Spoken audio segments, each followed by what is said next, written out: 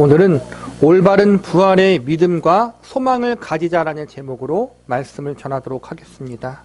날짜와 시간상으로 예수님은 십자가에서 금요일 오후쯤에 돌아가셨고 유대인의 안식일은 금요일 해가 지는 저녁 때부터 시작됩니다.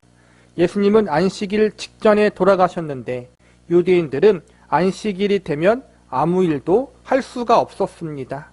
이러한 이유로 제자들은 급하게 예수님의 시신을 수습하고 무덤에 장사했습니다. 금요일과 토요일 안식일이 지나고 일요일이 되자 예수님을 섬겼던 여인들이 정식적으로 장례를 치르지 못한 것이 마음에 걸려 아침 일찍 예수님의 무덤에 가게 되었습니다. 그 당시 유대인의 무덤은 땅에 직접 묻기보다 동굴 속에 시체를 놓아두었습니다. 본문 1절에서부터 3절을 보시기 바랍니다. 안식 후 첫날 새벽에 이 여자들이 그 준비한 향품을 가지고 무덤에 가서 돌이 무덤에 굴려 옮겨진 것을 보고 들어가니 주 예수의 시체가 보이지 아니하더라. 예수님의 시체를 놓아두었던 동굴 무덤으로 갔던 여인들은 그 속에서 예수님의 시체를 보지 못하게 되었고 그 안에 있는 천사를 목격하게 됩니다. 예수님 무덤 속에 있던 천사들은 예수님이 다시 살아나셨음을 여인들에게 알려주었습니다. 이어지는 4절부터 6절을 보시기 바랍니다. 이로 인하여 근심할 때 문득 찬란한 옷을 입은 두 사람이 곁에 섰는지라. 여자들이 두려워 얼굴을 땅에 대니 두 사람이 이르되 어찌하여 살아있는 자를 죽은 자 가운데서 찾느냐. 여기 계시지 않고 살아나셨느니라. 갈릴리에 계실 때 너희에게 어떻게 말씀하셨는지를 기억하라. 천사는 예수님이 그들과 함께 있을 때 죽음에서 다시 살아나실 것을 알려주셨다는 사실을 기억하라고 가르쳐 줍니다. 천사의 말을 들은 여인들은 예수님의 부활에 대한 소식을 다른 제자들에게 전하게 되는데 이것이 오늘 우리가 배우게 되는 본문의 주된 내용입니다. 오늘 본문에는 두 종류의 사람들이 등장합니다.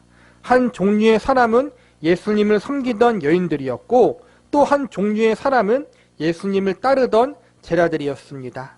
이 두 종류의 사람들 모두 가장 가까운 곳에서 예수님의 가르침을 듣고 예수님을 가장 진실하고 충성되게 따랐던 사람들이었습니다. 그러나 이들은 모두 예수님의 부활에 대한 사실을 믿지 않으려고 했습니다. 예수님의 무덤을 찾아갔던 여인들 역시 예수님의 부활을 믿지 않았기에 예수님의 못다한 장례 절차를 마무리하기 위해서 그곳으로 갔던 것입니다.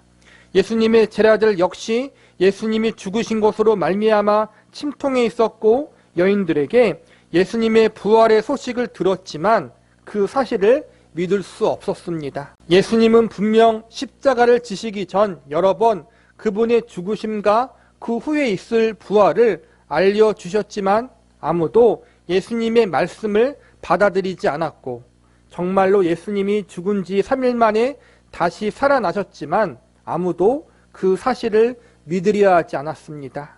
우리는 오늘 이러한 이들의 모습을 통해서 예수님의 부활에 대한 온전한 신뢰와 믿음이 없었던 여인들과 제자들의 모습을 발견할 수 있습니다. 예수님을 믿는 믿음과 부활에 대한 믿음은 사실 서로 떼려야 뗄 수 없는 영역입니다. 예수님을 구세주로 믿고 영접한 모든 성도들은 자연스럽게 예수님이 이루신 부활을 믿고 그 부활의 사건이 곧 우리에게도 적용될 수 있음을 믿습니다. 그러나 과거 예수님을 섬겼던 여인들과 제자들은 처음에 예수님의 부활에 대한 믿음을 온전히 가지지 못하고 있었고 혼란스러워했습니다. 부활에 대한 믿음과 소망에 대한 혼란은 과거에만 있었던 것이 아니라 오늘날의 시대 교회와 성도들 사이에서도 여전히 존재하고 있습니다. 교회를 다니고는 있지만 예수님을 섬기던 여인들과 제자들이 그랬던 것처럼 부활의 믿음과 소망에 대한 의심과 회의를 겪는 사람들이 많이 있다는 것입니다. 교회와 성도에게 있어서 부활의 믿음과 소망은 참으로 중요합니다. 우리는 오늘 부활주의를 맞이했습니다. 부활주의는 교회와 성도들에게 가장 중요하게 여겨지는 절기 중 하나로서 우리를 구원하시고자 십자가에서 죽으신 예수님이 3일 만에 다시 살아나신 것을 기념하는 날입니다. 교회와 성도들이 부활절을 중요한 절기로 지키는 이유는 교회와 성도의 신앙 고백과 믿음의 내용들이 예수님의 부활의 사건 속에 모두 들어있기 때문입니다. 예수님을 섬겼던 여인들과 제자들이지만 그들에게는 온전한 부활의 믿음과 소망이 없었습니다. 우리는 이들의 연약했던 모습을 반면교사 삼아 올바른 부활의 믿음과 소망을 가지기 위한 방법은 무엇인지에 대해서 살펴보려고 합니다. 올바른 부활의 믿음과 소망을 가지기 위한 첫 번째 방법은 하나님의 말씀을 바르게 믿는 것입니다. 본문 10절을 보시기 바랍니다. 이 여자들은 막달라 마리아와 요한나와 야고보의 모친 마리아라. 또 그들과 함께한 다른 여자들도 이것을 사도들에게 알리니라. 여기서 보면 여러 여인들이 등장하는데 저마다 예수님을 믿게 된 상황과 여건은 서로 다르지만 그들 모두 예수님을 메시아로 믿는 믿음을 가진 여인들이었습니다. 특별히 막달라 마리아 같은 경우는 귀신이 들리고 고칠 수 없는 병까지 얻어 큰 고통을 당하며 살았던 여인이었지만 예수님에게 고침과 치료의 은혜를 입었습니다. 또 다른 여인들 역시 사회적으로 소외되고 인격적인 대우를 제대로 받지 못했던 여인들이었지만 예수님으로 인해서 구원의 은혜를 포함하여 측량할 수 없는 아가페의 사랑을 경험했습니다. 이 여인들은 자신들에게 한량없는 은혜와 사랑을 베풀어 주신 예수님을 자신들의 구주로 믿었고 진실된 마음으로 예수님을 섬겼습니다. 예수님의 제자들도 동일했습니다. 그들 역시 예수님을 만나 구원의 은혜를 받았고 예수님의 제자로서 새로운 인생을 살게 되었습니다. 오늘 본문에 등장한 두 종류의 사람들, 즉 여인들과 제자들 모두 예수님을 만나서 그분이 주시는 은혜와 사랑을 깊이 체험한 사람이었던 것입니다. 그러나 이러한 은혜와 사랑을 받았음에도 불구하고 그들은 예수님의 부활을 온전히 믿지 못하고 있었습니다. 그들이 예수님을 믿음에도 불구하고 예수님이 주신 은혜와 사랑을 체험했음에도 불구하고 부활을 온전히 믿지 못하고 받아들이지 못했던 이유는 무엇 때문입니까? 본문 5절과 6절을 보시기 바랍니다. 여자들이 두려워 얼굴을 땅에 대니 두 사람이 이르되 어찌하여 살아있는 자를 죽은 자 가운데서 찾느냐? 여기 계시지 않고 살아나셨느니라. 갈릴리에 계실 때 너희에게 어떻게 말씀하셨는지를 기억하라. 여기서 보면 예수님의 시체가 사라진 것을 보고 근심하는 여인들을 향해 천사가 예수님이 하셨던 말씀을 기억하라고 알려주고 있습니다. 예수님이 제자들과 여인들에게 하셨던 말씀이 무엇입니까? 이어지는 7절과 8절을 보시기 바랍니다. 이르시기를 인자가 죄인의 손에 넘겨져 십자가에 못 박히고 제3일에 다시 살아나야 하리라 하셨느니라 한데 그들이 예수의 말씀을 기억하고 예수님은 그분이 고난을 당해 죽임을 당하지만 3일 만에 다시 살아나게 될 것을 여러 번 말씀하셨습니다. 그런데 지금까지 그 말씀을 잊고 있다가 천사들이 알려준 소식을 듣고 그제서야 여인들이 예수님이 하신 말씀을 기억하게 되었다는 것입니다. 제자들과 여인들이 예수님의 부활에 대한 말씀을 믿지 못했던 것은 결국 예수님이 하신 말씀을 잊어먹고 있었기 때문입니다. 제자들과 여인들이 예수님이 하신 말씀을 잊어먹고 있었던 이유는 그 말씀이 받아들이기 어려웠기 때문입니다. 대표적인 상황이 베드로의 경우인데 예수님이 그분의 죽으심과 부활하심을 알려주는 말씀을 하고 있는데 베드로가 예수님에게 결코 그런 일이 일어나지 않아야 한다고 말하다가 혼이 납니다. 또한 이후로도 여러 번 예수님의 고난과 죽으심 그리고 부활하심에 대해서 말씀해 주셨지만 제자들은 두려워하면서 애써 이 말씀을 외면하였습니다.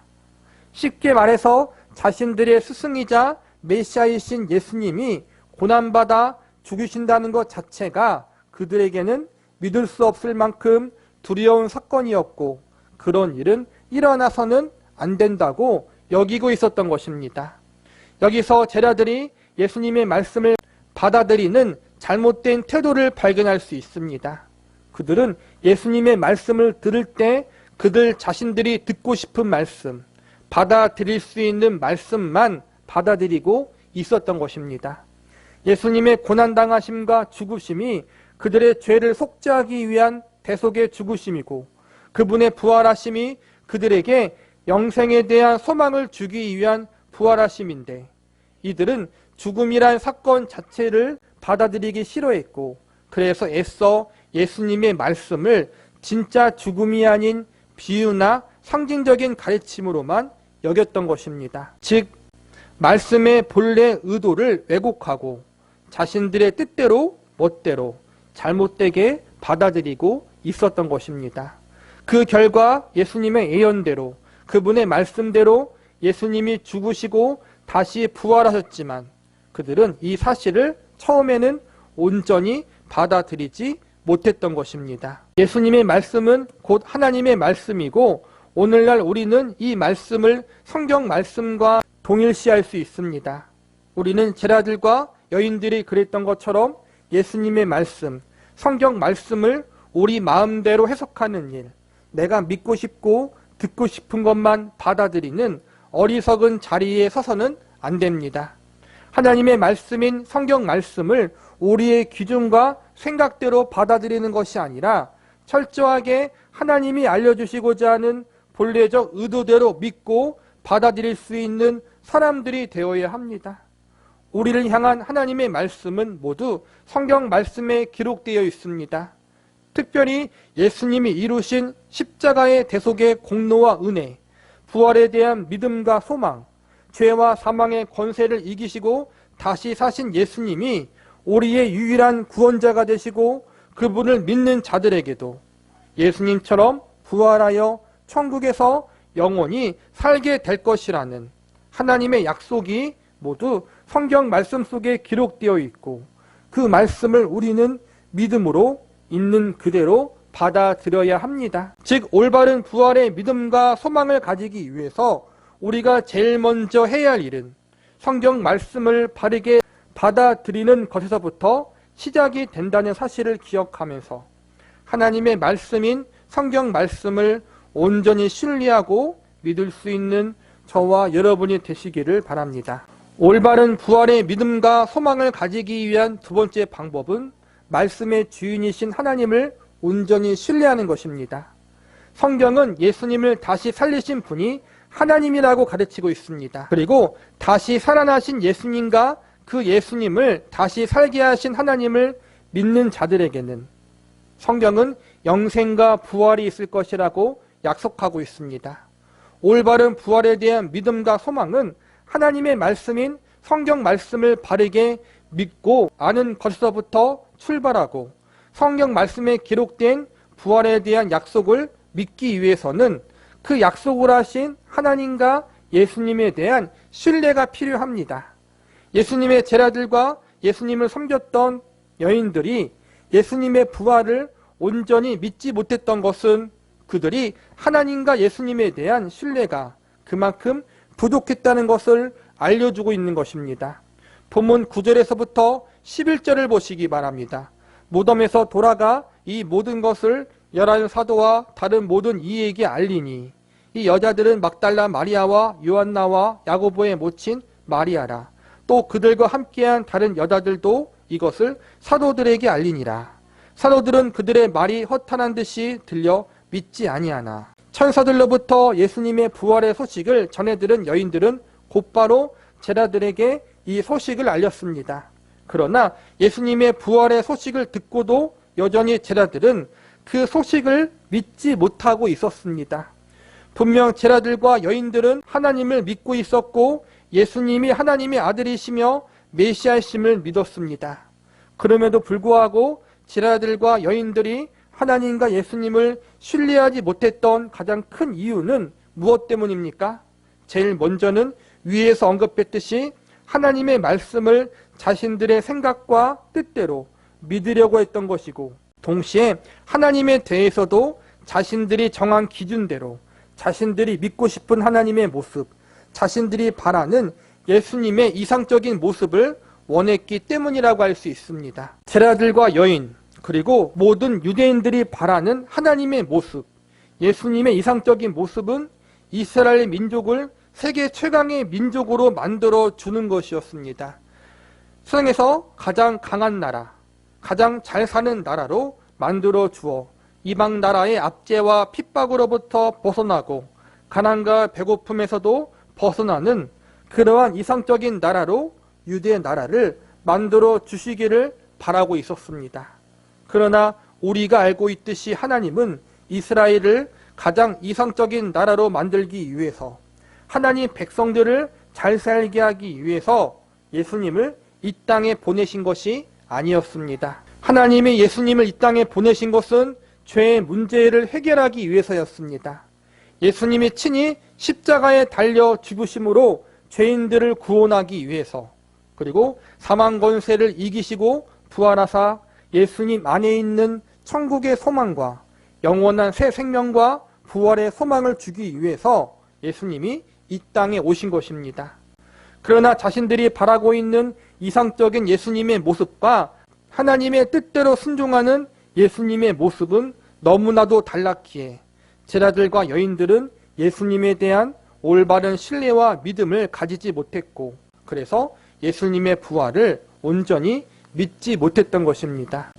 예수님의 부활에 대한 믿음과 소망을 온전히 갖지 못한 또 하나의 이유는 그들의 믿음이 아직 연약했기 때문입니다.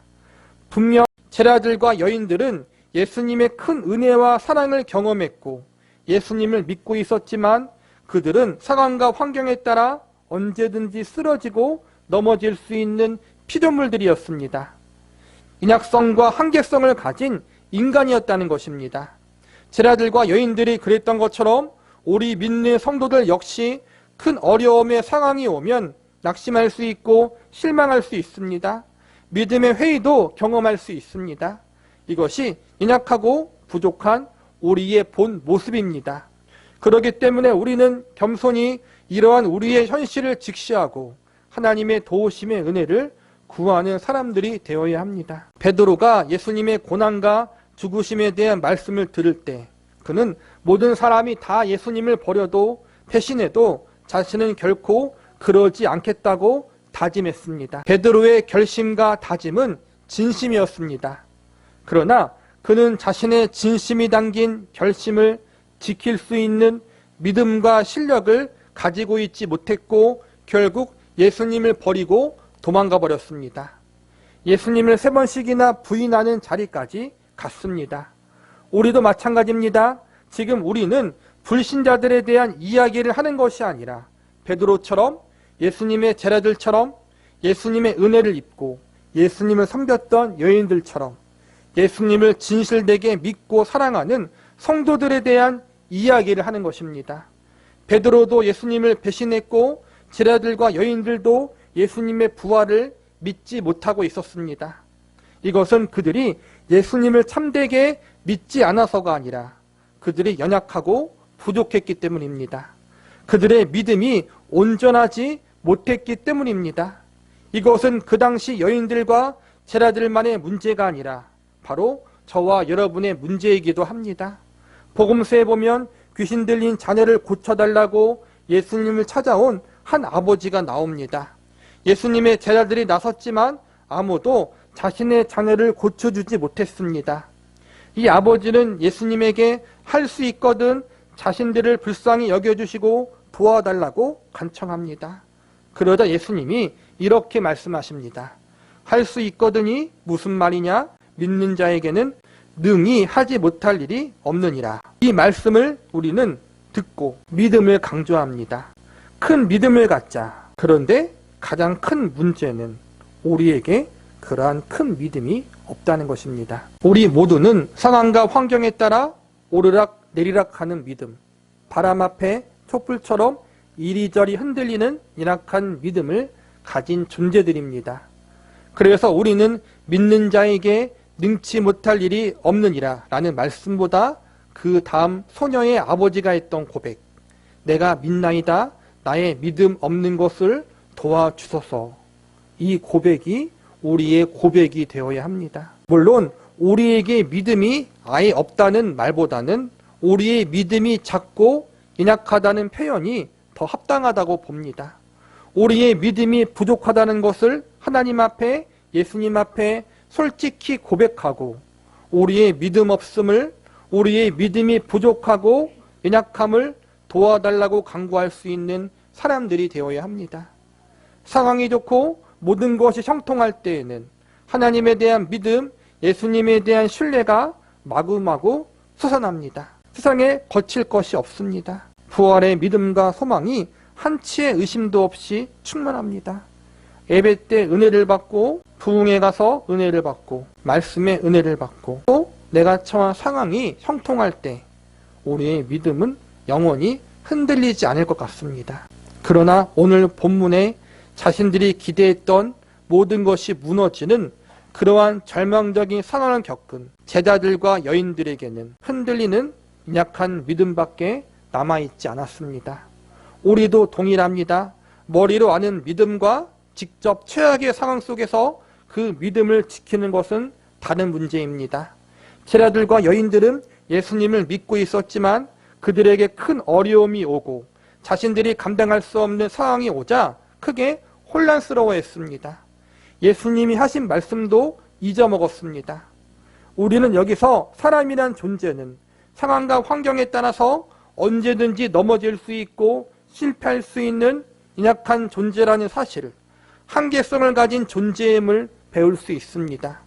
믿는 성도들 역시 상황과 환경에 따라서 언제든지 믿음의 회의를 경험할 수 있고 믿음을 가지고 있어도 믿음이 없는 사람처럼 행동할 수 있음도 배울 수 있습니다. 언제든지 흔들릴 수 있는 우리의 연약한 믿음을 너무 신뢰하지 마시기 바랍니다. 상황과 환경에 따라 언제든지 넘어지고 쓰러질 수 있는 우리 자신의 얄팍한 결심과 결단도 의지하지 마시기 바랍니다. 예수님을 가장 가까이서 모셨던 여인들과 제자들도 그랬는데 우리라고 별로 다르겠습니까? 우리가 그들보다 나은 존재입니까? 우리 자신이 갖고 있는 진심과 열심을 맹신하지 마시기 바랍니다.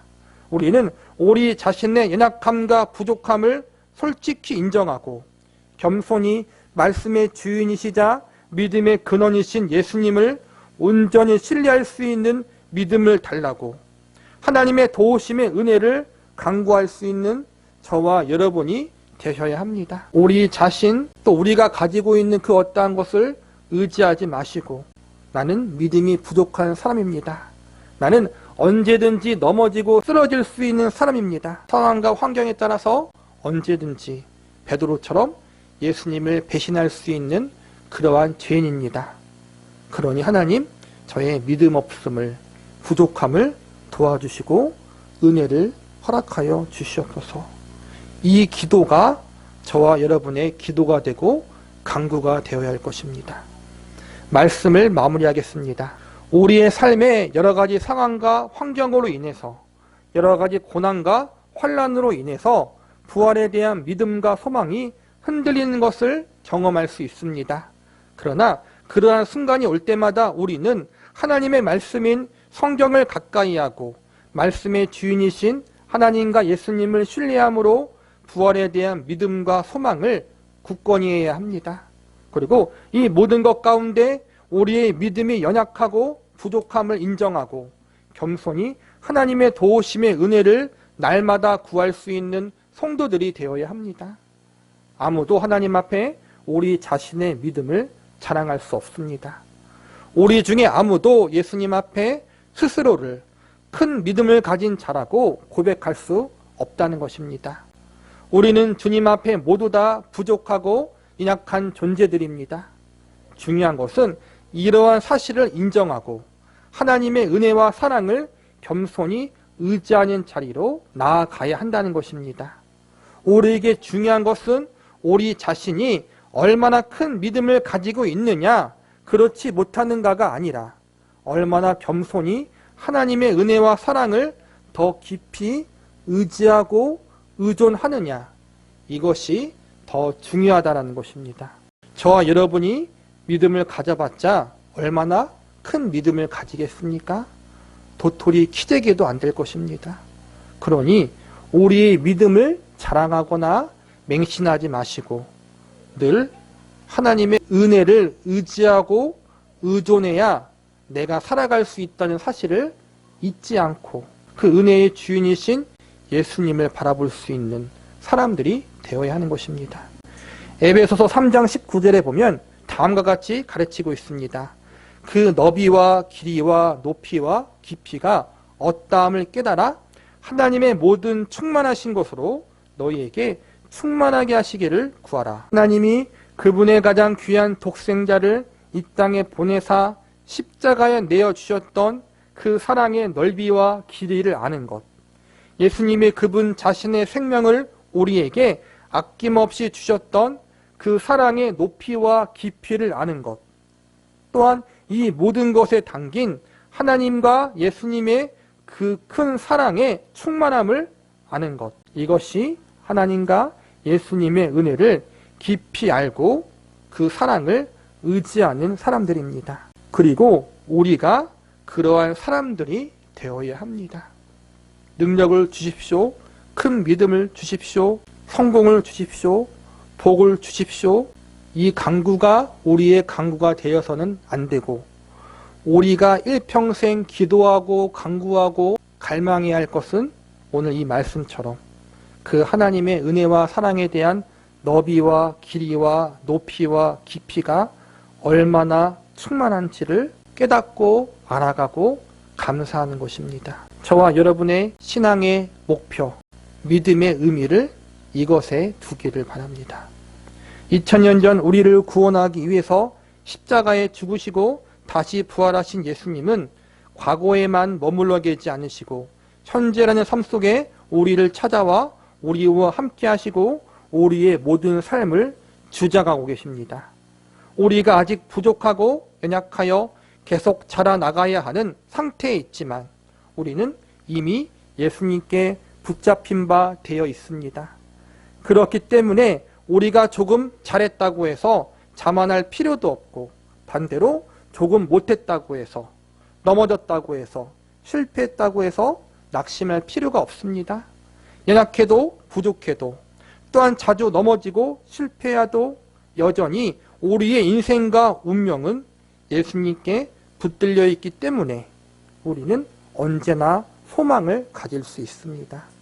나의 부족함과 연약함과 실패가 내 인생을 판가름하는 것이 아니라 나의 부족함과 연약함보다 더 크신 예수님의 은혜와 사랑이 우리의 인생과 운명을 책임지고 있다는 사실을 우리는 반드시 기억해야 합니다. 죽음을 이기고 다시 사신 예수님이 우리의 소망인 줄 여러분 믿으시기 바랍니다. 과거에만 부활하시고 끝난 것이 아니라 지금 현재 그리고 앞으로도 그분은 나의 구원자고 내 인생의 주인이 되십니다. 그렇기 때문에 사순절 작정 예배와 고난주간 특별 새벽 기도를 하며 나름 열심 있는 헌신을 하다가 뿌듯해하며 부활절을 맞이하는 우리가 되어서는 안 됩니다. 우리는 사순절과 고난주간에 예수님의 고난을 최대한 슬퍼하는 종교적 열심을 내다가 부활주일에 그동안 참았던 기쁨을 마음껏 표출하는 것이 좋은 믿음이라는 오해를 가지고 있습니다. 그렇게 하는 것이 부활주일을 잘 준비하고 맞이하는 올바른 믿음의 자세라는 착각을 가지고 있습니다. 그러나 그것은 올바른 부활의 믿음과 소망을 가진 증거가 될 수는 없습니다. 부활절은 부활하셔서 지금도 살아계시는 예수님과 날마다 동행하는 삶, 우리에게 주어진 평범한 매일의 삶 속에서 또한 자주 넘어지고 실패하고 연약하고 부족한 우리의 인생의 한복판에 그분의 영광을 기뻐하고 그분 안에 거하는 삶을 살아가는 그러한 날의 시작과 동시에 그러한 삶을 살아가기로 결심하고 점검하는 날이 되어야 합니다. 우리가 가진 부활의 믿음과 소망이 우리들의 삶 속에 바르게 적용되고 있는지를 확인하는 시간이 되어야 한다는 것입니다.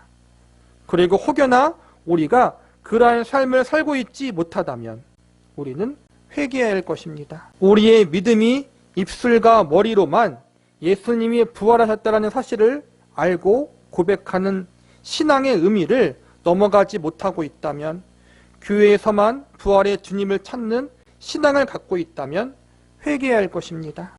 우리는 입술의 고백도 중요하고 예수님이 살아나셨다는 사실을 아는 것도 중요합니다.